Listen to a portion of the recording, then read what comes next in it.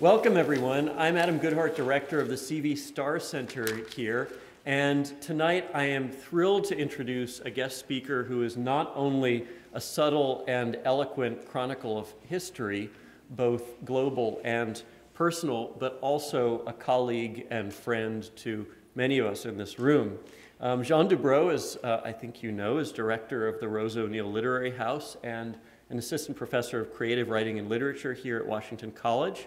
She's also a poet, essayist, and critic, and the award-winning author of 4 poetry collections. The book that we're celebrating this evening is Red Army Red, published just last fall by TriQuarterly Books. I wish I had a copy of it to hold up right here. Shannon, can you hold up a copy? Because Vanna White over there. It's got the best designed book jacket, I think, of any poetry collection I've seen lately. It's just so arresting and cool, as Jeanne's poetry is as well. The book is an arrestingly vivid look at American and European history, not to mention individual history, from an unexpected angle, or perhaps I should say multiple angles. Red Army Red is a series of autobiographical poems chronicling the poet's coming of age as the daughter of U.S. diplomats in Poland during the country's dramatic transition from communism to capitalism in the 1980s. And the very distinguished American poet Mary Jo Salter wrote of the book, Red Army Red takes a remembered childhood behind the Iron Curtain and transforms its shadows and deprivations into the saturated colors of poetry. Jeanne's past work has similarly explored history from a very personal vantage point. Her 2010 collection, Stateside, from which she's also going to be reading a couple of poems tonight, is based on her experiences as a military wife, or as she calls it, mil-spouse. Her husband, Jeremy, is an officer in the U.S. Navy. And her earlier work includes 2 poetry collections, From the Fever World and The Hardship Post, and a chapbook titled The Promised Bride. Her poems, creative nonfiction, and book reviews have appeared in such prestigious journals as The New Republic, Poetry, Plowshares, the Hudson Review, and many others.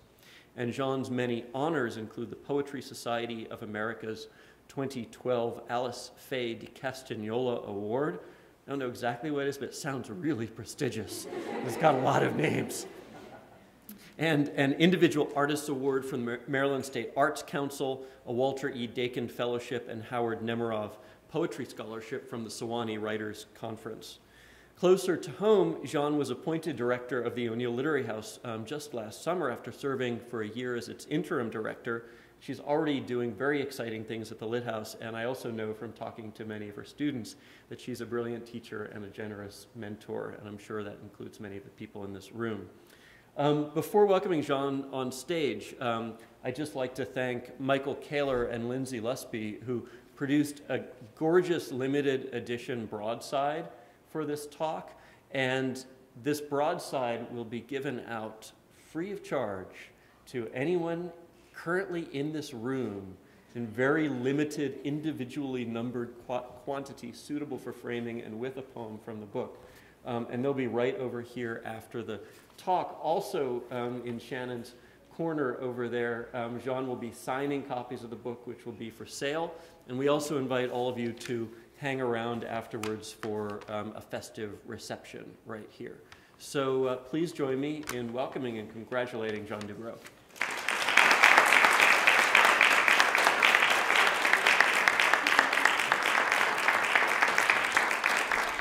Thanks so much, Adam. I don't want to squish the beautiful broadside, so I'm just going to put it over there. I just want to start by thanking, of course, Adam for making this happen, and Michael Buckley is behind the curtain. And then, of course, Lois Kitts as well. It really means a great deal to me to do something here on campus. Sometimes it feels like you're not a writer until the people you know serve as witnesses to things you've done. And so it's really a lovely pleasure to be here and to read a few poems. I'm going to start by reading 1 or 2 poems from my 3rd collection, Stateside, which, as Adam said, is about my experiences as a military wife and looks at what it means to survive a military marriage through the before, during, and after of a deployment. We've actually just reached the 10th anniversary of the war in Iraq, and my husband is career military, and he will be in the military for another 7 years at least. So I'm always very aware of, I think, the intersection between the personal and the political, or between the personal and the global. And that, in fact, I think is my big project as a poet, is to look at the relationship between my small personal history and what's happening in the larger world. So maybe I'll just read 3 poems from Stateside, 2 from the opening section, and then 1 from the 3rd section.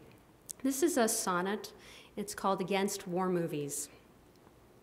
I see my husband shooting in platoon, and there he is again in MASH.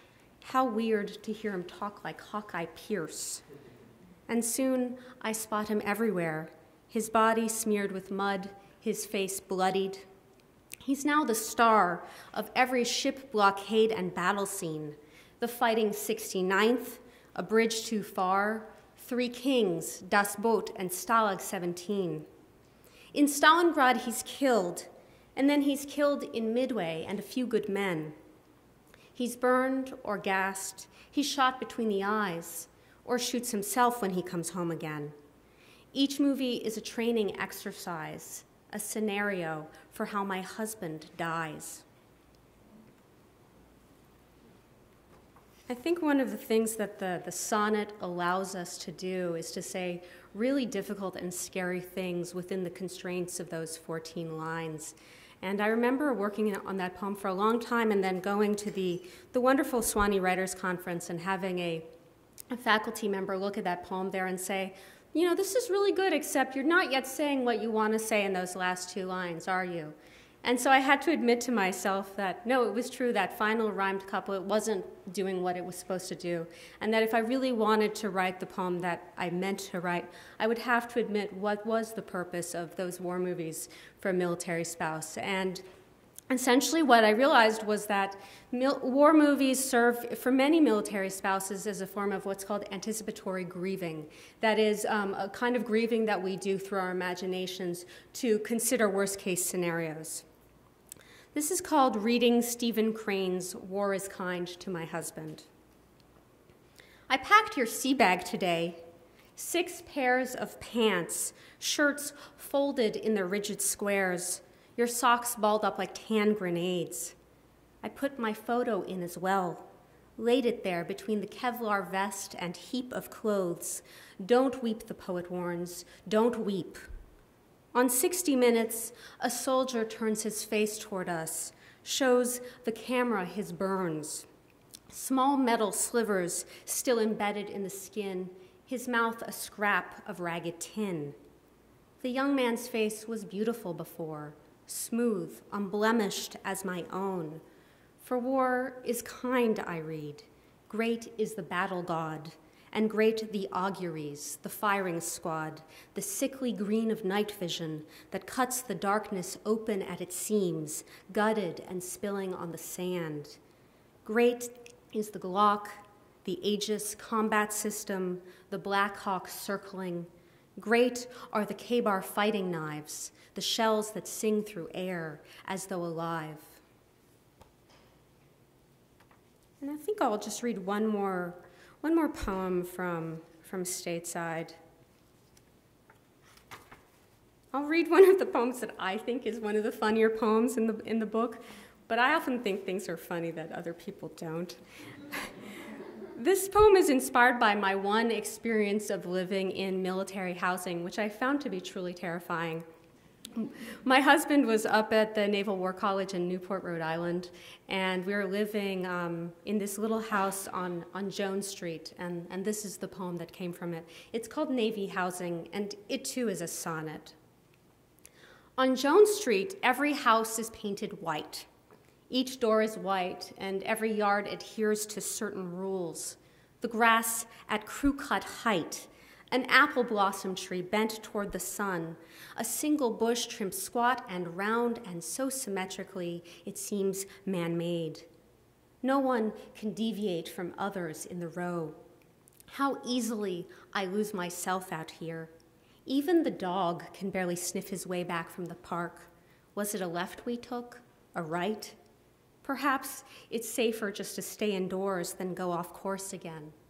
Oh, look, another flag, another garden gnome, another sign proclaiming home, sweet home. Just a sweet little poem. So I'm going to turn now to Red Army Red, which is a collection of poems that examines my experience of living and experiencing my formative years in communist Poland. My parents were U.S. diplomats, and we were in Poland from 1980 to 83 during the rise of martial law and the birth of solidarity. And then we were there in 87 to 91 and had, as I like to say, front row seats to the fall of communism in Eastern Europe. Initially, when I was working on this book, I thought that I was going to be writing a book about what's called Nostalgie, which is a portmanteau word in German, which brings together the East and the word nostalgia. So Nostalgie is nostalgia for the East or the Eastern Bloc that used to exist. And there's a great movie that really embodies Nostalgie, which is called Goodbye Lenin. I think some of you have probably seen it. And it's this movie that celebrates and explores what was kind of interesting and attractive and romantic about the Iron Curtain. So that's what I thought the book was going to be about. And many of the poems in this book certainly do explore the idea of that kind of Eastern nostalgia.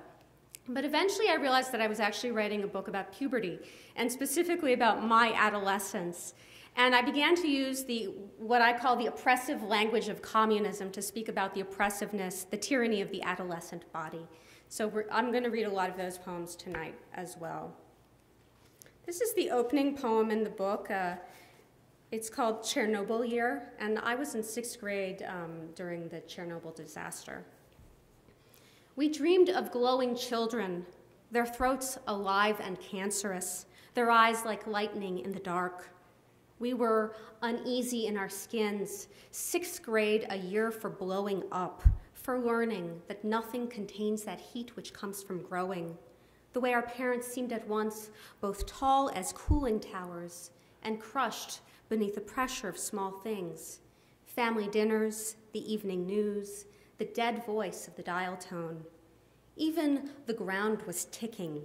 The parts that grew poison. Whatever we ate became a stone. Whatever we said was love became plutonium, became a spark of panic in the buried world. So earlier I was on the radio today, or actually I recorded the radio interview a few weeks ago, but I got to hear myself on the radio today, and my mother and I were listening to the interview, and it turns out I said something wrong in the interview. So I told this story about how I remembered the night that martial law was imposed in Warsaw, and that we had guests over for that evening. And the phone started ringing, and all of these intellectuals and journalists and artists suddenly realized that they couldn't go home that night, that if they went home that night, they would be arrested. And the part of the story that I remember that turns out to be invented was that I remember they all stayed at our house and slept on the floor. And on the radio, I called it, a martial law slumber party. So, and then my mother just said, that didn't happen. They went and slept at other people's houses. So the point of that story is that although these poems are certainly autobiographical, I think that poetry certainly doesn't function in the way that journalism functions or the work of historians functions. It's a collision of what's true and what feels truthful. This next poem is called Obad, and Obad is a dawn song, and traditionally obads are the parting of lovers. So, for instance, you all know that scene in Romeo and Juliet when they're waking up and they're trying to convince themselves, no, it's not daybreak. Just stay in bed. So that's a traditional Obad. This Obad isn't about a parting of lovers. Obad. Often I lay awake to listen for my parents returning from the embassy, a key toothing the lock, the front door opening to let them in, its rusty hinges a metal warning. Every evening the same. I drank the words Cold War from the water glass on my nightstand. I watched the clock hands glow, or spoke into my pillow, tapped out minutes with my hand. Sometimes my parents missed the curfew. Trapped at work, they slept on couches, made do with a dinner of saltines. They never planned to stay so late, much less to watch the sky from their offices, the night beginning gray, then turned to carbon paper. I can't deny the imprint of their absence, the way my room was shadow and the ricochet of light, hard sheets, green hours ticking by. One of the experiences of living in Poland is, for me, was defined by what the extraordinary privilege that my family experienced, and the sense that we were very, very lucky, and that outside people couldn't find bread or toilet paper or toothpaste. So I'm going to read two poems that show the contrast between what it meant to be a child of diplomats, a diplobrat, and then what was going on in the larger world. This poem is called Fancy. Those evenings when they dressed for an affair, my parents were most beautiful. My father, stiff, so sensitive to the strip of silk around his throat that he barely moved, except to hold the door for my mother. And my mother's neck a naked thing above her gown, the bow that rustled when she stood like a satin orchid planted near her skin. Her shoes were thin, sharp knives making a sound I knew as fancy, click-clack, across the black and white foyer. They pinched her toes, she said, which was her way of telling me that loveliness should hurt. Even before she left, her hair loosened from its bun, as though something in her wanted to escape. I rarely heard them coming home after the waltz and gin, unfastened from the car, his hand resting on the small secret of her back, her zipper finally splitting at its teeth.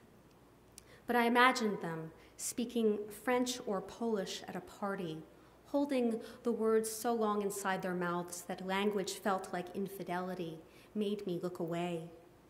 Each morning, my mother's velvet purse wilted on a chair, empty of its midnight contents, ruby lipstick, tiny lake of a pocket mirror. My father's white tie lay crumpled on the bed. The romance of objects, both their costumes on hangers again, still clasping the scent of two bodies that bent, unbent, inside of them. I'm sure Freud would have a lot to say about that poem. So this is, if that's a poem about sort of luxury, then this is a poem about typical Eastern European deprivation. It's called Purged History of. And hookers wore their hair red army red, a decalogue of reddened fingernails, red hot brassieres, red nipples underneath, red welts where customers had stroked too hard. And later they sweated in the afterglow of red, smoked cigarettes whose embers sparked the dark a cherry red. Their pillows propped red dreams, and workers stood in line to buy red books and read red pages on the tram to work, each creed a monolith of red, each stop another passage through the red that died December. On May Day, they sang red. Their children marched in red parades behind a convoy of red tanks. The wind blew red because the leaves could only leave the branch as different shades of mandatory red. And all the maps were demarcated red, the red of blood on cinder blocks, of flags, and wire shelves gaped empty in the stores except for red in 3 varieties. And 1 + 1 would always equal red, and red the baby's name, first word, first step, the scarlet fever when the pills ran out, the mouth that swallowed every cure for red. It's a hard poem to read because it's all one sentence. And it also has a lot of red in it.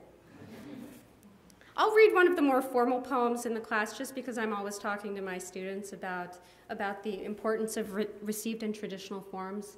You're going to hear a lot of repetition and interlocking rhymes in this poem. It's called a villanelle. A villanelle is a traditional French form, basically inherited in English to us through the French troubadours. And it's called Nova Huta.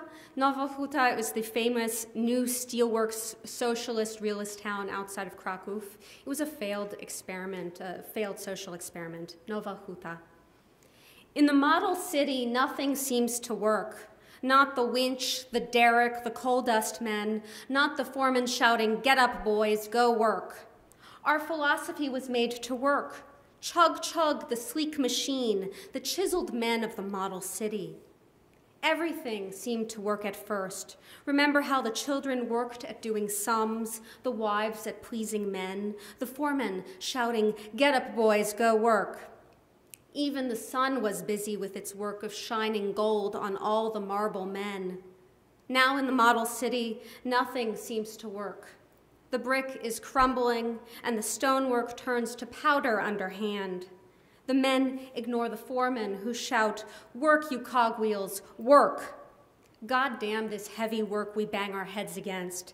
God damn the men, the model city where nothing comes of work. To hell the foremen shouting, "Work, work, work." I'm going to move now to the middle part of the collection, and that's where the poems really begin to explore adolescence. This is a sonnet. It's called 5-Year Plan, and of course the Soviets were famous for their long-term plans that usually ended in failure or disaster. 5-Year Plan. Like the Soviets, my body had a plan for every phase of development. First, hair in places where it wasn't meant to grow, bramble covering the compound. Then curves like water waiting for a dam. Then electricity, and worse, a slight atomic humming in my underground, the pulse of something nuclear all night. Adolescence, a make of tyranny I couldn't stand against. What to cut back, what to prune or hack into obedience.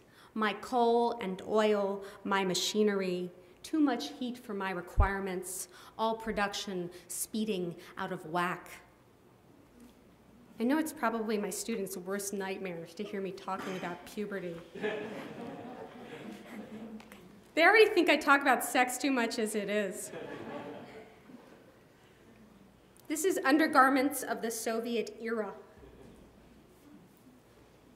They were the pair of rockets pointing west, a hook and eye defense against the pert weapons of democracy. They propped each breast with starch and molded cups at red alert.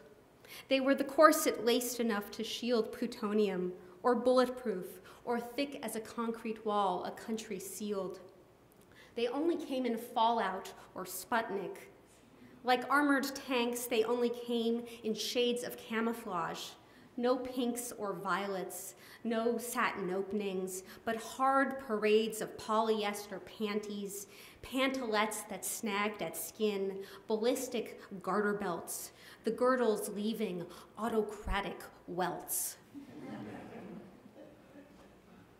Maybe I'll really mortify my students. Okay, this is called Iron Curtain. Warsaw, Poland, 1988. 3 minutes in the closet meant another stab at learning how to kiss. Wire hangers clanging, a pair of gray galoshes knocked across the floor. Pressed between wool overcoats and winter scarves, I smelled the boy's cologne, like something furred had died inside his shirt. Our teeth scraped together, the friction of a car that drags its muffler down the road, his hands searching the back pockets of my jeans as though to find a missing key. He whispered Polish phrases in my neck. "Your neck," he said, "your neck." I wanted words that came out hot, American, like kiss me, fuck me, fuck me. I only tasted metal. Or maybe I wanted to pull back the screen dividing us, touch the velvet part of him, break the skin's barrier, inflexible and cold. I'm glad you guys thought that is a funny poem, because it's certainly a funny memory. So the book is divided into 3 sections, and the first section of the book is called Cold War, and the second section is called Velvet Revolution, and the last section of the collection is called Laissez-faire, referring to an economic system, of course. And so the last section of Red Army Red moves into that transition into capitalism. I remember when capitalism started arriving in Poland, it was very exciting for us. The Hotel Marriott was the first thing to arrive in town, and we used to call it the Starship Marriott because it was like American aliens had landed in Warsaw. And then the French grocery stores started coming and the nice department stores, and it was really very, very exciting. So these poems look at that other kind of Poland, the Poland where you could suddenly buy things, and connect that to the experience of if adolescence is about constantly wanting things and not having them, and sometimes then getting them or getting too much of them, this is the pairing of metaphor. So this is called Our Free Market Romance. Is your debit card inside the ATM of me? Is dollars spitting from a slot, the paper slap of a receipt? Is you the shopping bag, and me the whisper of paisley-patterned silk? Is Boku bucks cashmere to the touch? Is your new car smell my luxury of leather seats? Is cruise control? Is interest-free? Is the sticky spot where price tags used to be? Is costume jewelry? Is the big box store the box of plastic things that cost 5 cents? Is made in China, bed sheets from Peru? Is China plates? Is transport to the States? Is the yield our bodies can produce? Is our bargain basement selves? Is the knotted pair of us like shoes? Is the pair of skinny jeans our laissez-faire? Is the green perfume of money making money everywhere? And you know, when you've been in a place where dollars are a hot commodity, where the currency of the black market, there is something sexy about all that green. This is a true 1980s poem. It's called Just Say No. I know that some of the people are my age would know this, but do any of the younger members of the audience know Just Say No? It was Nancy Reagan's important contribution to the education of our youths. Just say no. We all wore t-shirts that matched the White House lawn, grass so green it looked like a music video. When the First Lady arrived, we stood at the same time, in unison, our teacher called it, as we had practiced all that week. Nancy Reagan wore her usual shoulder pads. My best friend Reese ate Reese's Pieces, pretending they were pills, first browns, then yellows, and oranges.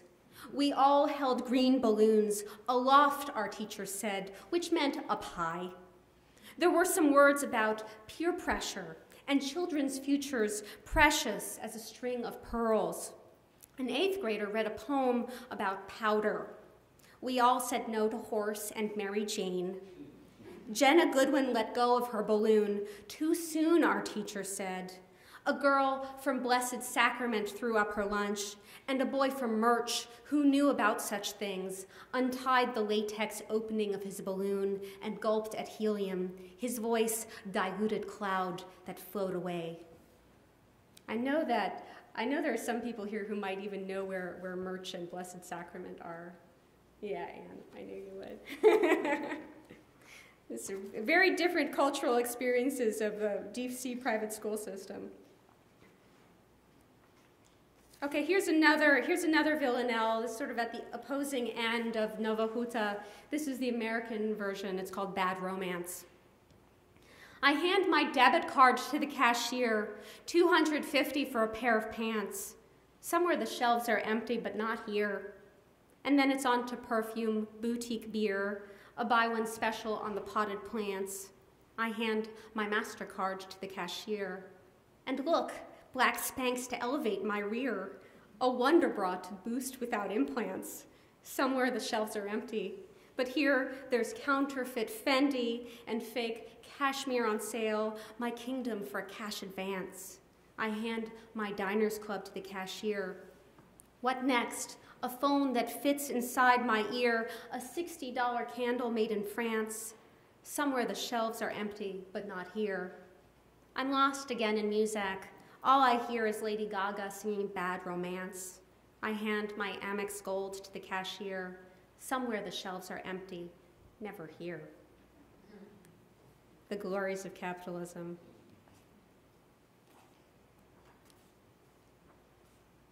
This is called A Small History of Shopping. I'll just read this poem, and then I'll read maybe 2 poems from my brand new project that I'm working on. A Small History of Shopping. When I was 13, my $1 allowance would buy a week of luxury in Warsaw's shops.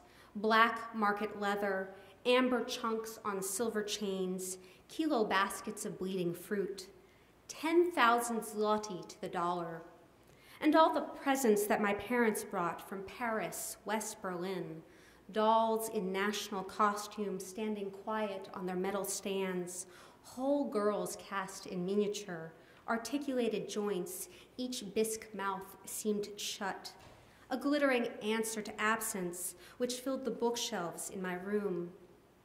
Each shopping bag was an opening, each opening a bag, our hands always reaching through the crisp whisper of tissue paper to a pairs of cashmere socks, chocolate truffles in their padded velvet box. So I'm just going to read a few poems from my brand new book, which I just sent off to publishers for consideration. It's called The Arranged Marriage. It's a book that looks at the stories that I received from my mother about her childhood and young adulthood. It weaves together 3 stories about my mother. My mother grew up in a small Jewish community in Latin America, most of whom, many of the members of the community were people who had just escaped the war in Europe. And another thread of the book looks at a very traumatic experience that my mother had when she was essentially held hostage by a man who had escaped from a mental asylum, and the experience of surviving that trauma. And then in the aftermath of being held captive by that man, my mother was essentially forced into a marriage that she didn't want by her father, which I've always thought of as an arranged marriage, although she has different words for it. So I'm just going to read, I think, the first 2 opening poems in the book, and they're very scary, so I apologize for that. The first is called The Handbag. From the back of the closet, where old coats are rubbing shoulders, wool on wool and felt on felt, my mother pulls the purse she never uses, heavy-bottomed one, 4 metal feet that scrape, inside deep enough to confine a bowling ball. What the man doesn't know is that the bag is full of borrowed books, rigid at their spines, the man with the knife. What the man doesn't know, in the left pocket, a compact still holding its cracked mirror, ballpoint pen, lipstick in a shade of pink, like someone being pinched. So when my mother drops the shopping list into the open mouth of her handbag, clicking shut magnetic snaps, the man is thinking of the food he'll eat tonight, spaghetti, meatballs, this meal she'll cook for him. And my mother is thinking about the store, the Publix, a few blocks from here, the one facing a street of strangers, and the police station. She's testing the heft of leather handles, weighing the spring-loaded frame of this thing, wondering how hard she'll have to swing. And this poem, the last one I'm going to read, takes its title from an important book by Kant, A Grounding for the Metaphysics of Morals. Or perhaps the story starts with books on her table. When the man breaks in, she's sleeping. Tomorrow an exam, tomorrow a paper due. She's half asleep, the sound of someone in the room soft as turning pages. First he tells her, I heard a noise. By he is meant the handyman. And when there is no noise to hear, he bolts the door. He grinds her face into the wood. A cardboard box kicked, a hand bitten. That he will kill her if the night stays gray too long, a kind of a priori knowledge. He read Kant in prison, comics too black and white, dime store pulp too literal in its black and blue. There is an argument for anything, he says, to drown the small brown dog, to swipe the wallet, even to unlock the girl's apartment where she is falling in her sleep. Thank you.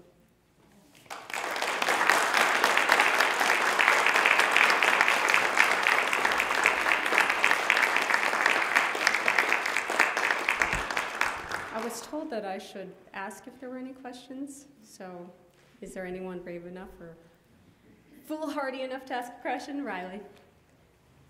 You were talking, well, you've spoken about each of your poems, but one of the sonnets, you mentioned how the last couple lines didn't say what you wanted them to say. Yeah. And do you find that after a poem is published, or it's kind of out of your hands, you continue to work on it, or do you just decide to leave things lie and cut your losses? It really depends on how long the poem has been sitting. With that poem, it wasn't published until after it really felt done. But for instance, right now, my first book is about to be reissued by a different press than the one that originally published it. And I saw that as a great opportunity to remedy some of the small disasters that I thought were in the first book. So I probably, to the alarm of the publisher, have been chopping things and replacing things and moving things around. I mean, at some point you have to, for your own peace of mind, just let the work go. Because once it's out there, people are going to say what they're going to say about it, and you can't then say, well, I know that that's not the version that works for us, right? So you have to find a way to, if only to move on to new projects, let things go. But I was really glad to be able to revise the first book because I've never felt comfortable with it. Yeah. But do you sometimes say, I want to tell the same thing a different way and take the same incident, story, feeling, whatever, and do another poem? You know, I think that most writers will say that that's what they do their whole lives. Do the same one over and over. Yeah, that most of us are lucky if we have more than one or two obsessions, and that we're likely to cover those obsessions over and over again. And I think one of the ways that students often discover their voices is by figuring out what are their subject matters.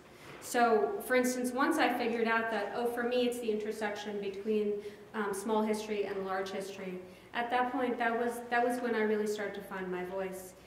And I think the trick with feeling like you're mining a subject without feeling like you're repeating yourself is to recognize that the more you push beyond the easy and accessible and obvious examples of your obsession toward the more metaphorical ways of exploring your obsessions, the more imaginative the work will become. So that you write the initial obvious poems, you know, like when I was working on Stateside, I wrote the poems that I expected to write about being a military spouse. And it was once I started to worry, what do I have to say next, that some of the really interesting poems, at least the poems that I see as interesting, started to happen. We were talking in the office today about whether you might read a lot out loud while you're writing poems. Is that what the process is? Does everybody have their own way of doing it? Or do you teach people, your students, to read out loud? For me, I certainly draft always reading out loud because song is so much a part of poetry, and I always ask my students, I don't know if all of them do it, but I always encourage them to read their work out loud. And usually you'll know the places in a poem that aren't working because those will be the places that perhaps you stumble or you trip over your own words. When I'm revising a poem, I read the poem over and over and over again out loud to myself. I comb through the poem, and when I reach the point where I can read the whole poem out loud without stopping myself, that's when I know it's starting to get toward a completed form. So for me, it's all about the ear, and especially because for most of my writing life, I worked predominantly received in traditional forms, meter, rhyme.